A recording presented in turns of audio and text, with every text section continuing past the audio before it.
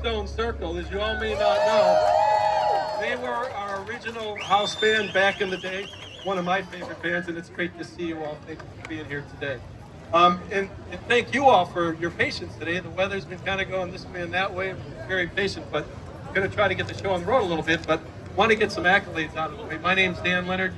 I actually started my career here 26 years ago as a general manager.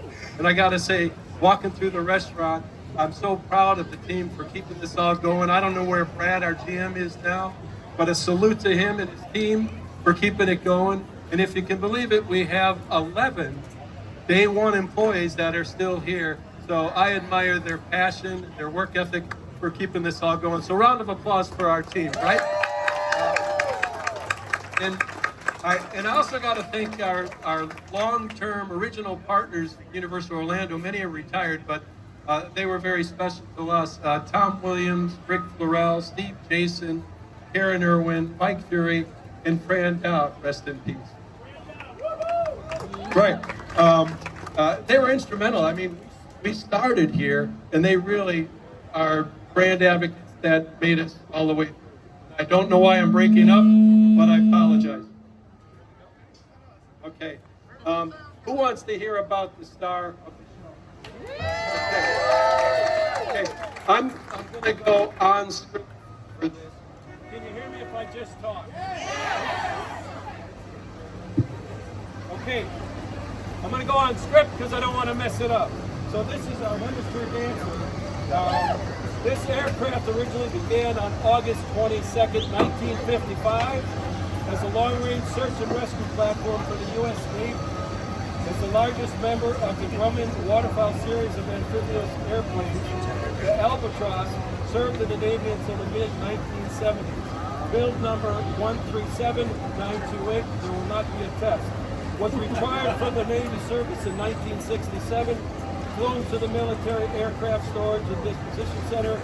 After passing through several owners and years of inactivity, Jimmy Buffett purchased the aircraft in 1985, restored it, and named it the Hemisphere Dancer. Okay, so now I'm going to go off script and tell you my story of how I was introduced to the Hemisphere Dancer 26 years ago. When I started, admittedly, when I met Jimmy, I didn't know him. I knew one song, and that was really it. But lucky for me, he was more focused that I knew my way around a restaurant than I did being a fan. And I got the gig, so that worked out pretty good. But what I can't say about this is he gave me 2 homework assignments. One, get to a concert. You better know your customer, and you better know what's going on. I said, yes, sir. Second is read the book. So the first book I picked up was A Pirate Looks at 50. Who's all read that book? Right. I mean, for those who've read it, it's just a wonderful collection of Jimmy's stories and adventure. And the Hemisphere Dancer is kind of the star of the show. So if you haven't read it, recommend one up because it's a great book. Now, how did it get here? Back in 2003, Jimmy was looking for a place to park the plane for a while. He said he'd loan it to us on one condition, that it would remain fly-worthy, right? And for 20 years, we did just that. There was maintenance teams out here. Those engines had their oils changed. It was remarkable. But 20 years, as you can imagine, of Florida summers, hurricanes, a couple of pirates trying to break into the plane. It's time to actually saying, okay, we've got to refurbish that. And that's how we got here today. And I'd like to thank how this all came about. One is David Crabtree here, please. So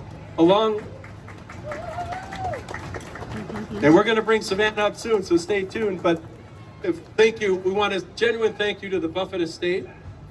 David Crabtree, our CEO and our partner and friend who runs all of and owns and operates all of our Margaret restaurants, our Universal Orlando partners, and Margaritaville Enterprises for bringing the Hemisphere Dancer back. So that's that. And I also have to say, as you can imagine, we want to take the icon's icon and put it back together and take it down is an incredible feat. So, going back on script, because I don't want to screw this. Where's Wayne Garner and Big City Aviation? Man, a huge thanks to them. I don't know how many, I think you said you're going to get some sleep tonight. Good job. Annalisa from Universal Studios, are you here? Great, and your whole team, I know hundreds and hundreds of dodging the thing. We thank you. salute you for that. Joe Janelle, you in the house, in the Margaritaville team. And I do want one special person, Ryan Johnson. Raise your hand. Okay, Ryan, no pun intended, flies under the radar, but he was with Jimmy's flight for 10 years, I think, all that, and really knows this plane inside outside. And he came on board and lived here to make the authenticity of this icon would remain, and he didn't miss a trick. I want to thank your wife, Missy, where are you? Because I know he lived here for that time, so thank you for that. So, you're done with me, but Jimmy gave us one last job on the way out. Keep the party going. And I can't think of anyone better to keep the party going. Savannah Buffett, everybody, let's hear it.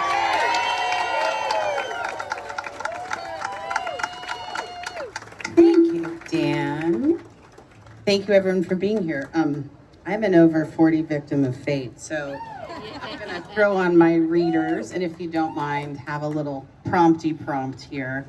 I'll be a pirate looking at 50, just like my dad. I know, it's so weird. Little Miss Magic's all grown up. I want to thank everyone for coming out to celebrate the homecoming of the Hemisphere Dancer, and thanks to Bluestone Circle, one of the original house bands here at Margaritaville, 26 years strong, still playing. I mean, we really honor legacy here, so it's nice. So much of the people that started this dream with Jimmy continue it. Oh man, this plane has lived so many lives, but it's clear she's back where she belongs for now at the Universal CityWalk. And although we're here to celebrate this amazing airplane and her storied history, I'd be remiss if I didn't say a few words about her captain, my father, the legendary Jimmy Buffett. That's right. Let's give it up. Let's give it up for the captain. Gosh, do we miss him. I could go on for days about my dad, but I'll try and keep it short and sweet this evening. I've had the pleasure, since he sailed on, of visiting quite a few Margaritavilles and Coral Reefer Band concerts, and driving down A1A, aka the Jimmy Buffett Memorial Highway. That's so cool, right? I know, he would just love all this. And I just have this one thing that keeps repeating in my head, which is just, wow, Dad, look what you did. Look what you did. And right? It never ceases to amaze me what a man's art, life, and imagination can inspire, and the joy it can continue to bring to so many people all over the world, even though he has flown off beyond the horizon to his next great adventure. And while he may have been the captain, Jimmy's always understood and respected what an honor it was to lead the amazing crew he assembled during his life to make the myth of Margaritaville a reality. So I want to thank all the people who helped Jimmy navigate this course to a life that surpassed even the grandest visions of that small town boy who would look out on Mobile Bay and can only envision all the wild adventures he might one day live to tell. His triumphs and legacies are well known, especially by all of you out here. I'm not going to go on. But I know that one of the reasons Jimmy loved all his successes was that it allowed him to buy the coolest toys. He would tell you that all the time. He spent your money very foolishly, and he enjoyed every minute of it. From sailing with my great-grandfather in the waters of the Gulf Coast to taking that first flying boat to Bimini on Chalk's Airline out of Miami in 1971, my father always hoped one day he would make enough money to buy his own boat and become a captain of his own seaplane. As if being an international beloved rock star wasn't enough, why not toss in mariner and pilot just for kicks? So easy to do both those things. Yikes. Jimmy honored his beloved vessels with the most amazing names, and I believe it was out of respect because it was his armada, as he liked to call it, via both air and sea, that ferried him to the far-off lands of his childhood dreams, turning him into the type of iconic character and hero from the big screen and stories he idolized as a young boy. Take that, Gardner McKay. Strange Bird, Lady of the Water, the Continental Drifter, The Last Mango, and the Hemisphere Dancer. The Hemisphere Dancer. Her story began as a naval rescue plane, then retired to a hangar. Who knew what would become of her till she herself was rescued by an adventurous pilot, with a plan and a dream. When my father found her, it was love at first sight, a flying boat that could not only take him to the remote fishing and surfing locations that only a seaplane can, but it could also fit all of his shit, AKA expedition gear. It had a bunk too. He loved to nap, an equal strain on all parts. She is most definitely the only Grumman albatross that has circled the Caribbean, been shot at by the Jamaican SWAT team, had a fly rod cast from her wing, and a very adventurous captain attempt to ride a surfboard in her wake. If you guys have seen that picture, it's pretty iconic, and it's real. No CGI AI on that one. He really did that. She even acted as a school bus at times, shuttling me back to boarding school in the Northeast one fall. That's a fun one to explain to your classmates. It's also important what an iconic part of the Margaritaville brand she has become. Her likeness hangs in tribute from various ceilings circling the globe. So in a sense, she is still in flight. Not to mention, I think she might be the only airplane to have her own bottle of tequila. She's still on there. Checked. In the gift shop. Still there. Shameless promotion. Learned that from my dad. I can say that one of the greatest thrills in my life was sitting right seat while cruising the palm treetop flying from Key West up the Florida coast. That was one of the first memories I really have that maybe someday I really am gonna learn how to fly. No pressure. But really, one day. The dancer really has done it all, spun herself around the globe, and so it makes sense she would end up in retirement in Florida, like so many people do. Well, welcome to all you retirees. You join the Hemisphere Dancer. Are we? Okay. I've read some wonderful accounts and memories of times people have shared, not quietly making noise under her wings as she spreads that Jimmy Joy on a first date, a family reunion, or a raucous group of gypsies in the palace. She has become a shining beacon of fun here on CityWalk for so many visitors from all around the world. And that's what my dad would have wanted, for everyone to have fun, because he had the most fun of all. And so I try to live by that every day. He would also love to see her all spruced up and out of the spa. I mean, she's like sparkling, right? I mean, she looks great.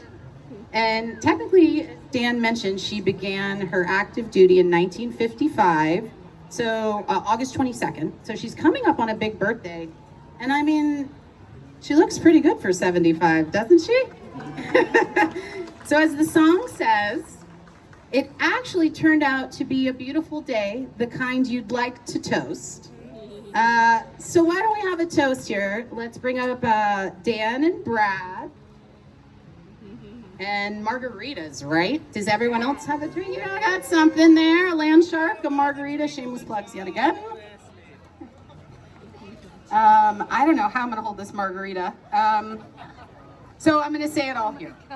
Let's raise a glass to the Hemisphere Dancer and her homecoming to continue to sprinkle her captain's magic for all her visitors here at the park and the Lone Palm Airport. Jeezy Louise, talk about double fisting. Hold on to that for me, Joe. Okay, so glasses up, wheels up, fins up. Cheers, you all, to the Hemisphere Dancer and her captain, Jimmy Buffett.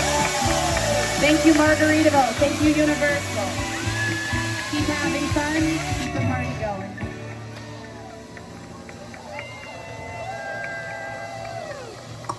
Check, check.